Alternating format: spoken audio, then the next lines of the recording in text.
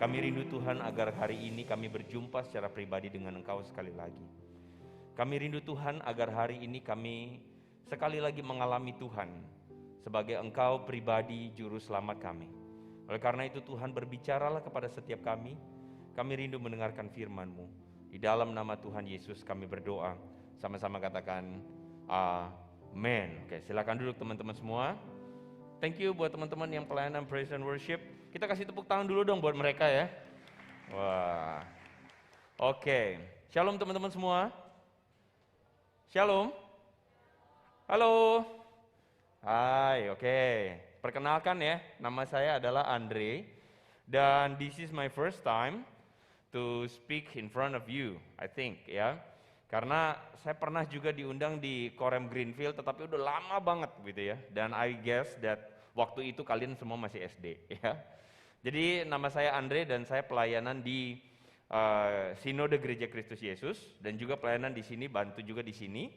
Dan saya pelayanan di dunia digital ministry, teman-teman ya. Jadi pelayanan saya itu lebih kepada dunia digital.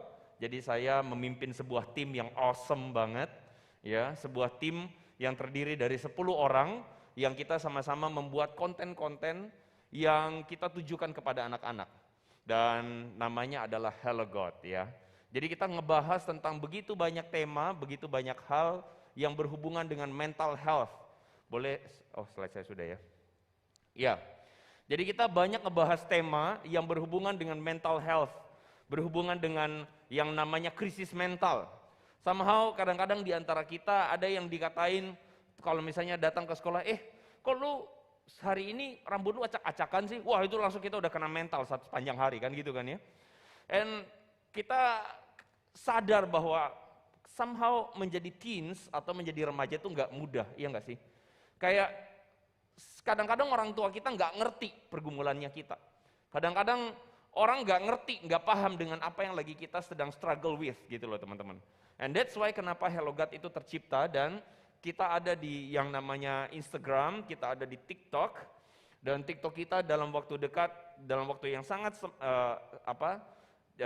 dikit banget, itu meningkat luar biasa teman-teman. Karena begitu banyak orang-orang atau anak-anak atau teens, remaja yang join with us gitu. Karena feels the same, merasa pada, ya gue juga ngalamin pergumulan yang sama.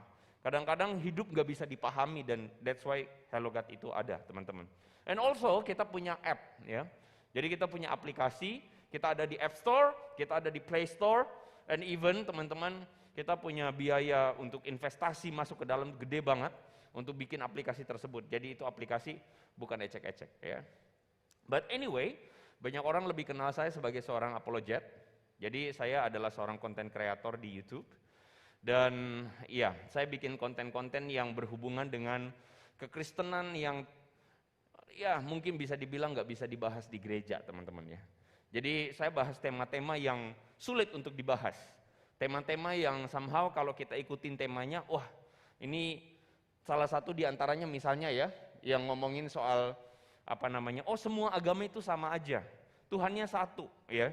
No, agama tuh nggak sama, agama tuh beda. Masing-masing agama tuh beda, tetapi bukan berarti kita bermusuhan. Amin? Betul?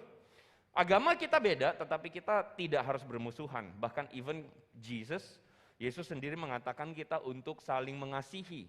Bukan mengatakan kita mengasihi cuma sesama orang Kristen aja, tapi kita mengasihi orang yang ada di luar Kristen. Jadi banyak orang lebih kenal saya anyway sebagai seorang content creator dan juga di Hello God. Nah, hari ini teman-teman kita akan sama-sama ngebahas tentang satu tema, Lights of Hope. Lights of Hope. Kita akan lihat dari Lukas pasal yang kedua ayat 10 dan sampai ayat yang ke-14. Ya, Lukas pasal 2 ayat 10 sampai ayat 14. Yuk sama-sama lihat di Alkitab masing-masing. Firman Tuhan berkata, lalu kata malaikat itu kepada mereka, jangan takut, sebab sesungguhnya aku memberitakan kepadamu kesukaan besar untuk seluruh bangsa. Hari ini telah lahir bagimu Juru Selamat, yaitu Kristus Tuhan di kota Daud. Dan tiba-tiba tampaklah bersama-sama dengan malaikat itu sejumlah besar bala tentara sorga yang memuji Allah, katanya. Kemuliaan bagi Allah di tempat yang maha tinggi dan damai sejahtera di bumi di antara manusia yang berkenan kepadanya. Nah teman-teman, iseng-iseng sebelum saya prepare khotbah ini atau perenungan firman Tuhan ini teman-teman, saya ketemu satu artikel. Artikel itu judulnya ini loh teman-teman. Warning, your December horoscope says this could be the most chaotic month of the year. Setuju nggak? Setuju nggak? Ya kok mau setuju tapi nggak bisa, itu kan horoskop, kan nggak boleh percaya horoskop. Ya iya memang, saya lagi nggak ngajarin teman-teman untuk percaya horoskop ya. Tetapi anyway, artikel ini mengatakan bahwa horoskop itu mengatakan bahwa bulan Desember itu adalah bulan paling chaotic. Setuju nggak? Di seluruh sekolah teman-teman, bulan Desember atau mau tutup tahun itu bulan yang paling chaotic. Kenapa? Karena kita mesti prepare things untuk sebelum ujian akhir atau tugas akhir dan sebagainya. Iya nggak sih? Tetapi di satu sisi yang sama, bulan Desember juga jadi satu bulan yang paling menyenangkan. Kenapa?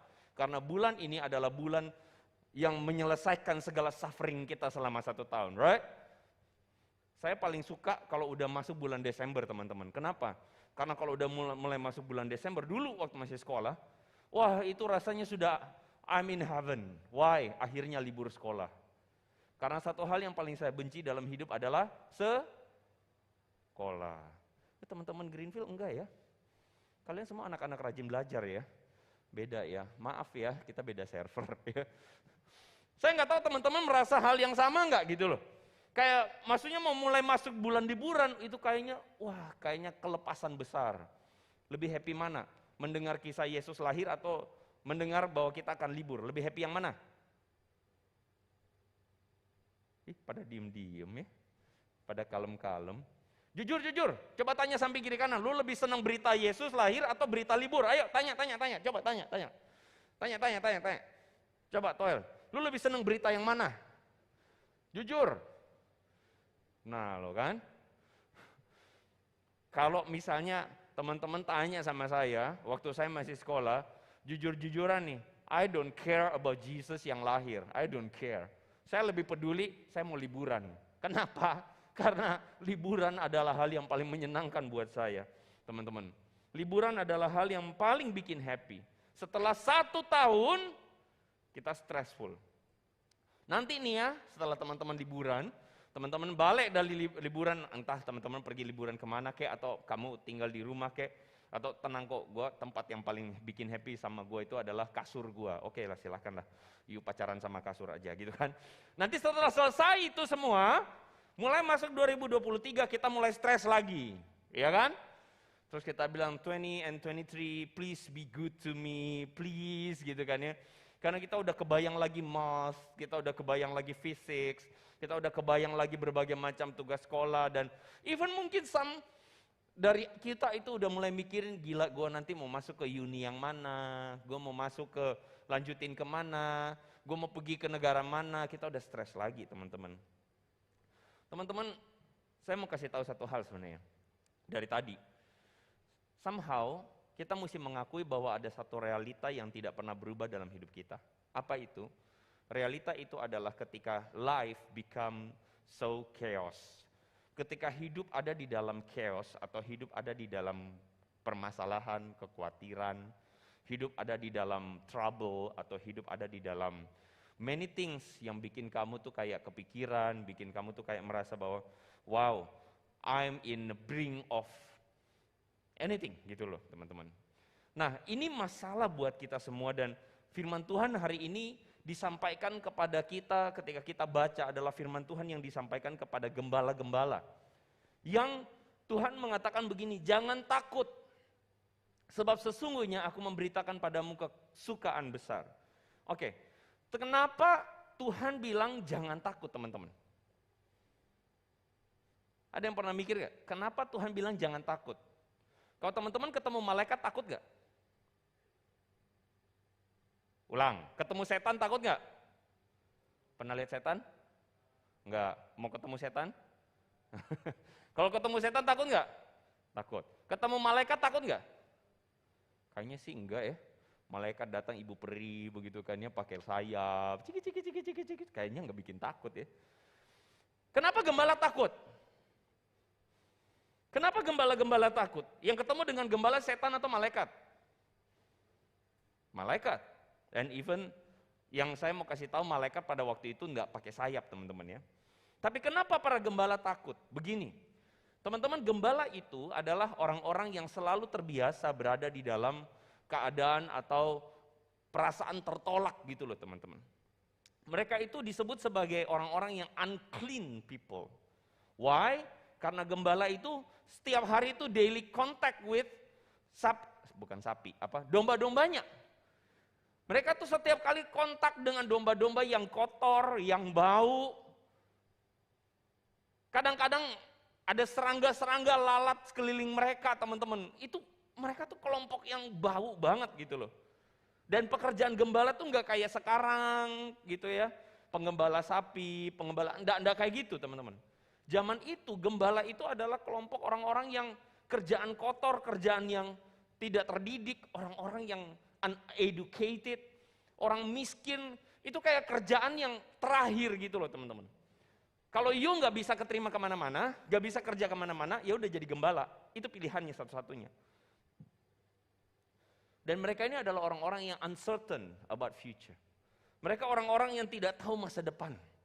Mereka orang-orang yang terbiasa ditolak, dianggap bau, gak usah dekat-dekat. Mereka ini orang-orang yang gak ada bagus-bagusnya. Tapi dengarkan satu hal ini, kenapa sampai berita Natal itu sampai kepada gembala? Coba teman-teman pikir, berita Natal itu disampaikan kepada para gembala loh.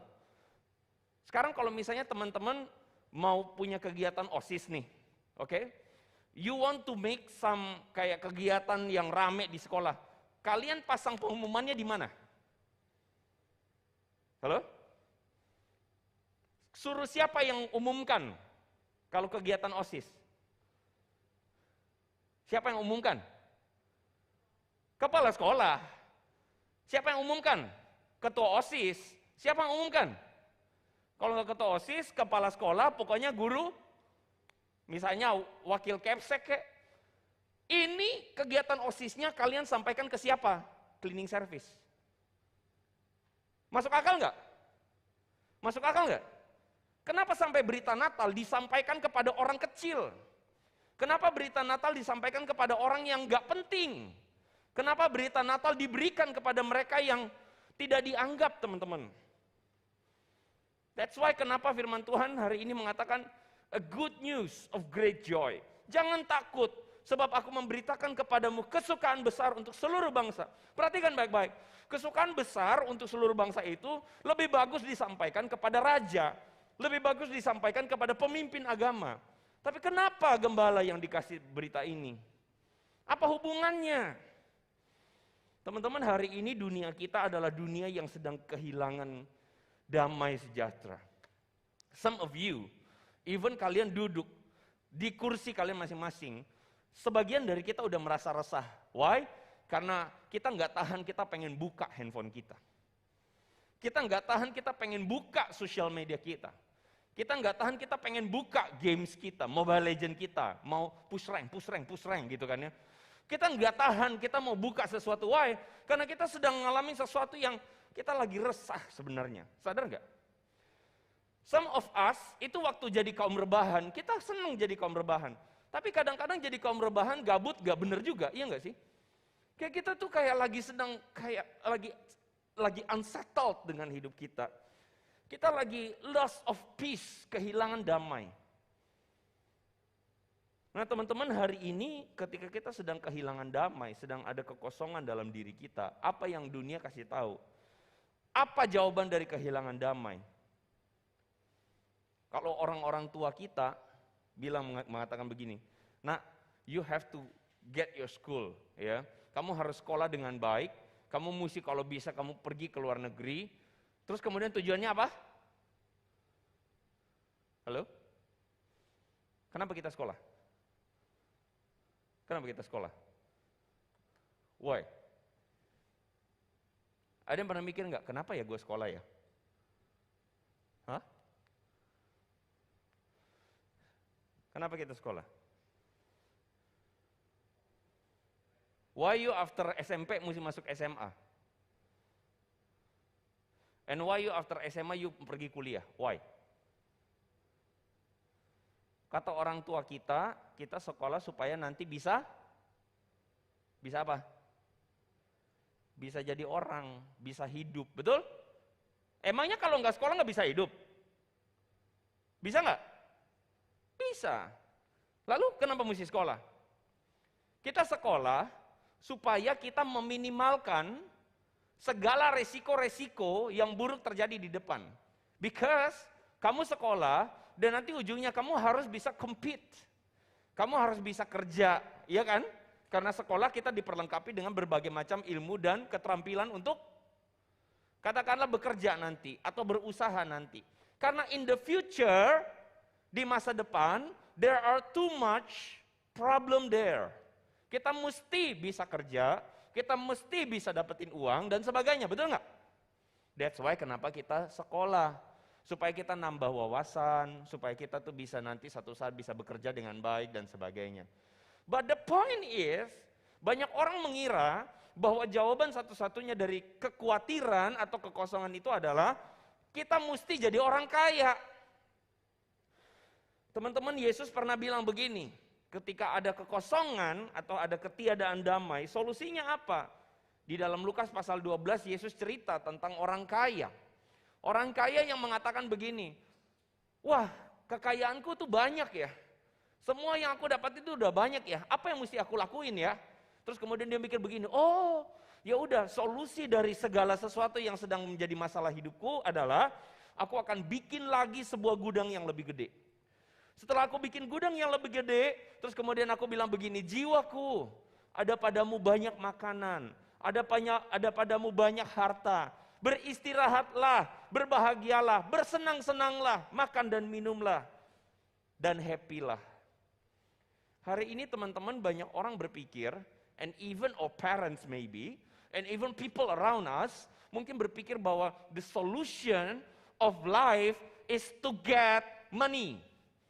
Solusi dari hidup adalah untuk mendapatkan pekerjaan, uang, harta. Karena dengan cara itulah kamu happy. Tapi firman Tuhan mengatakan begini, full. Tuhan bilang begitu kepada orang yang berpikir bahwa kamu bisa happy kalau kamu bisa dapetin semua. Full. This night your soul is required of you. And the things you have prepared, whose will they be? Apa maksudnya? Kenapa begitu? Karena banyak orang berpikir, oh yang penting gue muda foya-foya, tua kaya raya, mati masuk. Right? Like kayak ini hidup yang banyak orang lagi kejar teman-teman. Mungkin teman-teman gak berasa sekarang. Tapi mungkin kita mengisi hidup kita kayak kita mau sesuatu yang happy aja sekarang. Kita pengen isi hidup kita dengan K-drama. Kita spend our life dengan itu. Kita spend our life dengan ini. Kita spend our life dengan ini teman-teman. We do things untuk mengisi segala sesuatu yang sedang kacau dalam hidup kita. Kayak gue lagi stres nih, ngapain? Gue butuh healing. Healing kemana? Healing ngapain? Macam-macam. Ada yang healingnya makan, ya kan? Ada yang healingnya main game, ada yang healingnya nonton, ada yang healingnya apa. Kita mau healing. Tapi listen to me. Apakah kamu benar-benar bisa healing?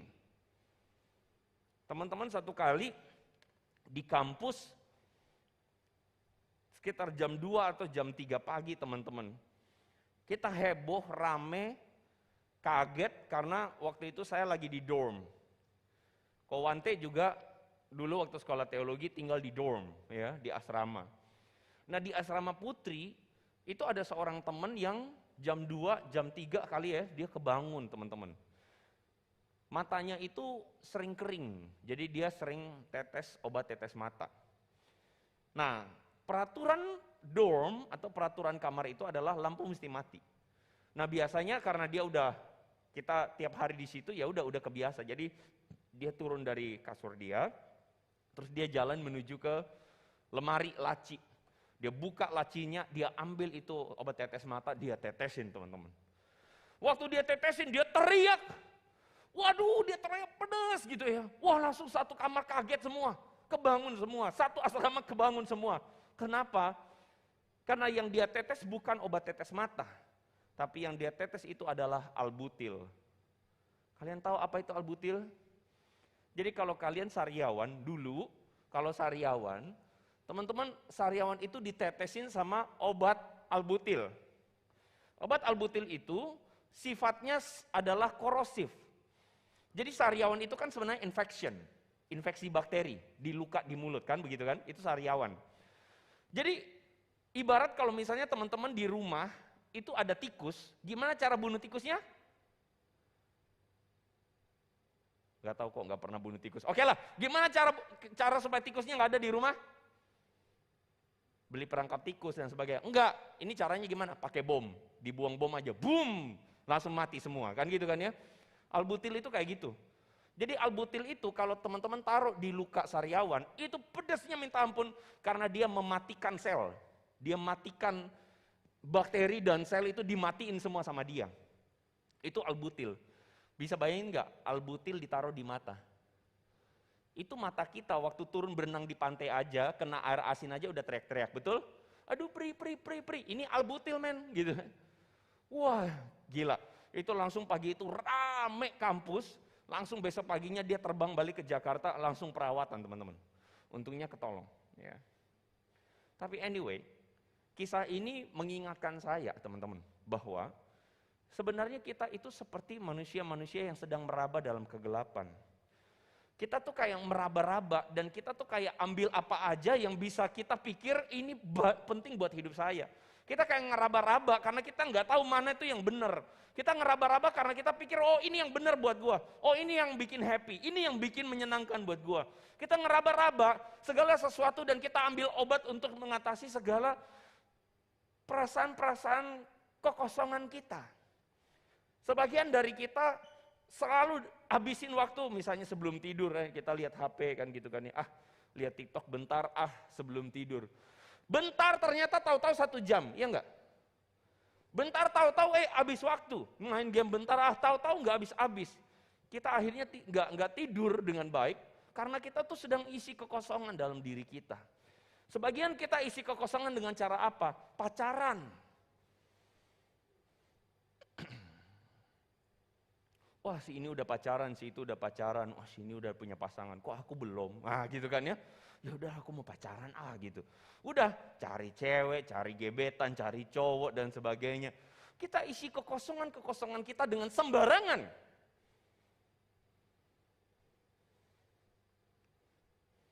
Kenapa kita kehilangan damai?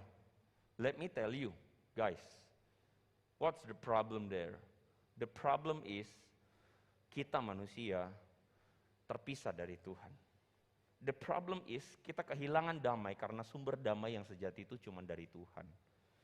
Somehow kita merasa bahwa yang namanya Tuhan, yang namanya kerohanian itu sesuatu yang mekanis. Mekanis apa? Datang ibadah, ya udah ikut ibadah. Pokoknya gue udah cari Tuhan kok, gue datang ibadah kok. Enggak. Tuhan itu tidak semekanis kita datang ikut ibadah. Kita bisa datang ikut ibadah, tapi bisa jadi pikiran kita kemana-mana. Right? Kita bisa datang ibadah, tapi bisa jadi hati kita lagi mikirin rank kita di Mobile Legends. Kita bisa ikut ibadah, tapi bisa jadi kita nggak benar-benar into this.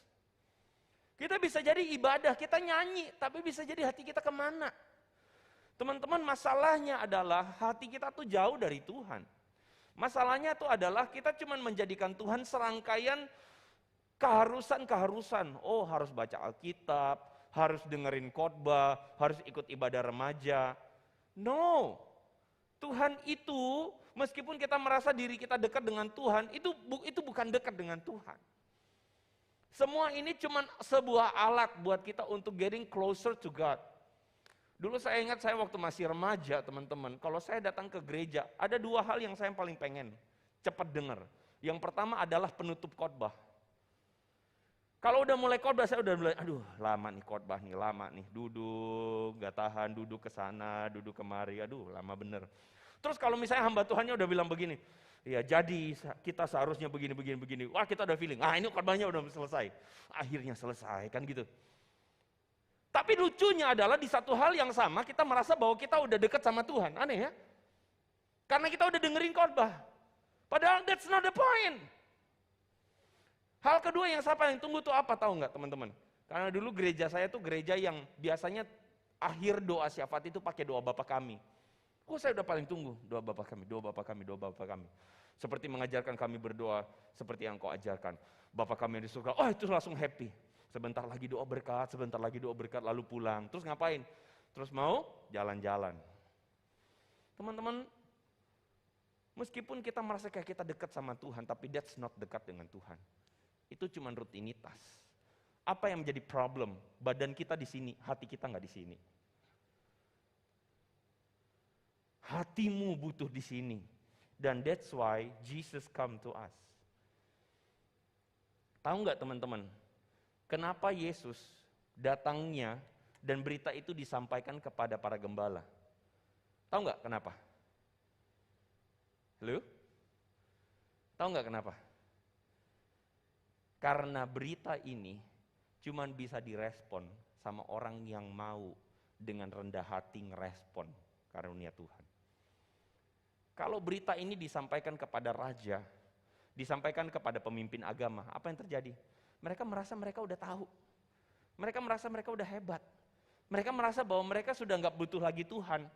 Karena dengan segala sesuatu yang mereka punya, they think my life is so good.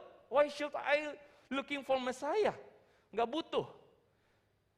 Mereka nggak butuh Tuhan. Mereka merasa bahwa hati mereka tuh I'm quite good without God. That's why kenapa kalau teman-teman lihat ini skema. Skema ini lagi mau ngomong sama kita. Bahwa yang menjadi pemisah antara manusia dan Tuhan, itu sebenarnya apa?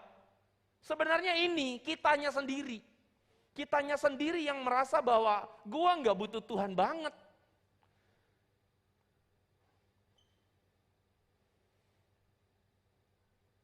Bahkan satu hari kita nggak doa, nggak saat teduh, nggak apa-apa tuh. Iya nggak? Kita pikir bahwa lebih pilih mana? Kita satu hari nggak baca firman atau kita satu hari nggak baca Instagram? Kita lebih merasa butuh yang mana? Kok kalau pakai pikiran rohani ya Alkitab dong. Tapi pada kenyataannya hati kita lebih cari yang mana? Instagram. Kita lebih cari TikTok. Kita lebih cari games kita. Daripada cari Tuhan. So the problem is, kenapa sampai Tuhan tuh beritanya sampai kepada para gembala? Karena para gembala ini ada pada titik terbawah dalam hidup mereka. Mereka ada pada titik paling rendah untuk mereka sadar betul bahwa they need God. Betul-betul saya butuh Tuhan. Kenapa sampai Tuhan lahir dan ditaruh di palungan? Karena semua tempat tidur emas itu terlalu sombong untuk sampai Tuhan lahir di sana. Hari ini banyak orang, mungkin kamu nggak perlu kaya, mungkin kamu nggak perlu apa, tapi kamu merasa bahwa you don't need God at all. Kita nggak butuh Tuhan. That's why kenapa memang Tuhan juga nggak bakal maksa.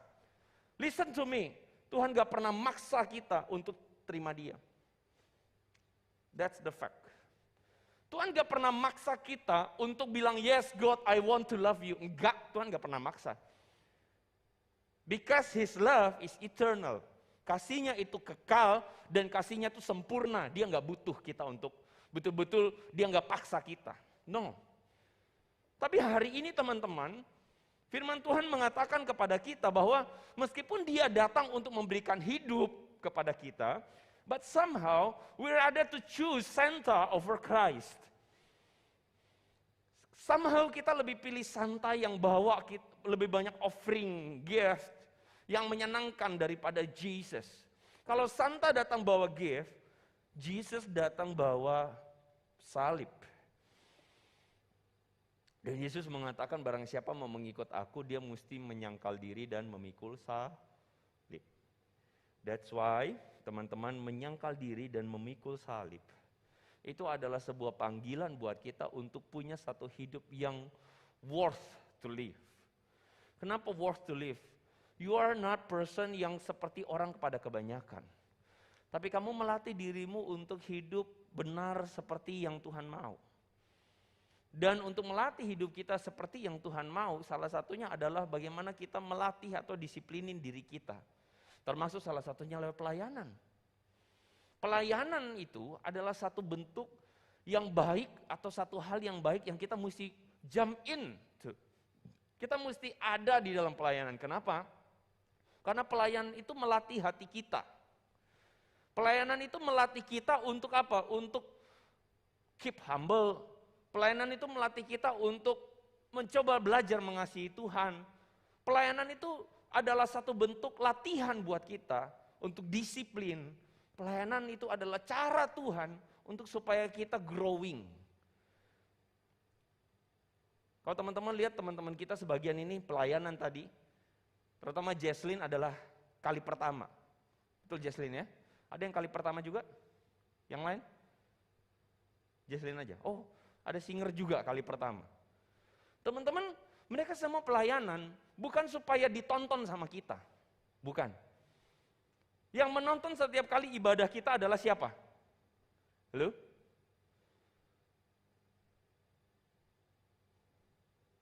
Yang menonton ibadah kita itu siapa?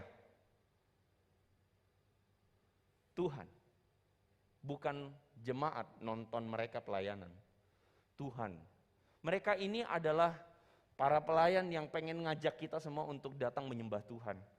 Untuk kita datang untuk worship Him. Nah kadang-kadang aneh dan lucu juga nih, waktu pelayanan di depan kitanya belakang bengong. Bengongnya ngapain kayak gitu. Padahal Tuhan tuh lagi liatin kita semua. Iya enggak? So that's why kenapa yuk teman-teman ketika terbuka momen untuk pelayanan, ketika terbuka kesempatan pelayanan di Korem, jump in. Bisa? Halo? Ayo masuk terlibat dalam pelayanan. Ayo aktif. Ayo getting closer to God. Why? Karena Tuhan mengasihi kita dan Dia nggak pernah maksa. Dan betapa indahnya ketika kamu meresponi kasih Tuhan itu dengan baik. Sebentar lagi kita akan masuk di momen Natal. I don't know, sebagian dari kalian mungkin pergi liburan. Dimanapun kalian pergi liburan, I don't know. Tapi sebagian dari kalian tinggal di sini. Tapi please, jangan sampai Natal ini cuma lewat begitu aja. Jangan sampai Natal ini cuma lewat begitu aja as occasion, sebagai liburan. Tetapi Natal ini jadikanlah teman-teman satu momen bagimu untuk mendapatkan peace. Biar kita di dalam hati kita itu Tuhan lahir lagi. Di dalam hati kita Kristus lahir lagi. Tuhan tolong kita. Mari kita berdoa teman-teman. Saya bersyukur kepadamu Bapa untuk firman Tuhan yang telah kami dengarkan. Dan Tuhan tolonglah kami supaya kami menjadi anak-anak-Mu yang mengalami pengharapan di dalam hidup kami. Masa depan yang tidak menentu di depan, masa depan yang tidak jelas mau kemana. Tapi biarlah kami belajar untuk keep humble. Kami belajar untuk mengikut Tuhan. Kami belajar untuk cari Tuhan. Kami belajar sejak masa muda kami untuk following you, Lord.